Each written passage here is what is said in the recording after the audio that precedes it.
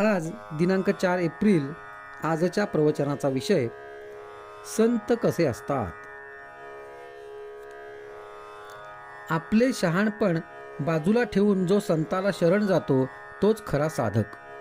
ज्याला सर्व सृष्टी रामरूप दिसते आणि शिष्यालाही जो रामरूप पाहतो तोच खरा गुरु. सद्गुरू कधीही मिंदेपणाने वागत नाही आणि त्याला भीतीचा लवलेशही नसतो. आपला शिष्य कोणत्या आध्यात्मिक भूमिकेवर आहे हे संतांना कळते. देहबुद्धीचे लोक विषयाचे दास असतात, पण संत मात्र विषयावर मालकी गाजवितात. संतांजवळ जे समाधान असते ते आपल्याला लाभले किंवा त्याची आवड उत्पन्न झाली म्हणजे संताची प्रचिती आली असे समजावे. औषध काय आहे हे न कळता सुद्धा रोग्याने ते श्रद्धेने घेतले तर त्याला गुण येतो, किंवा एखाद्याला स्वयंपाक करता आला नाही तरी त्याला अन्नाची चव समजते आणि तो पोटभर जेवू शकतो. त्याचप्रमाणे एखाद्याला ज्ञानाचा अनुभव येईल, पण शब्दाने त्याला तो सांगता येईलच असे नाही.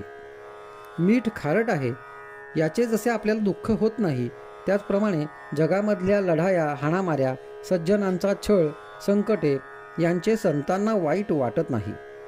वाईट वाटत नाही याचा अर्थ ते त्यांना आवडते असा मात्र मुळीच नव्हे.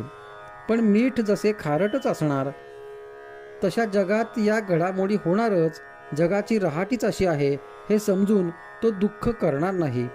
किंबहुना मीठ फार झाले तर खारटपणा जसा सहन होत नाही तसे त्यालाही होईल. इतकेच नव्हे तर त्याला प्रयत्नही जगातले वाईट कमी करण्याकडेच असतो. विहिरीतल्या बेडकांना जशी समुद्राची कल्पना येत नाही तशी आपल्याला संतांची कल्पना येत नाही. संत हे पहिल्याने आपल्यासारखेच होते, परंतु अनुसंधानाच्या मार्गाने ते वर गेले.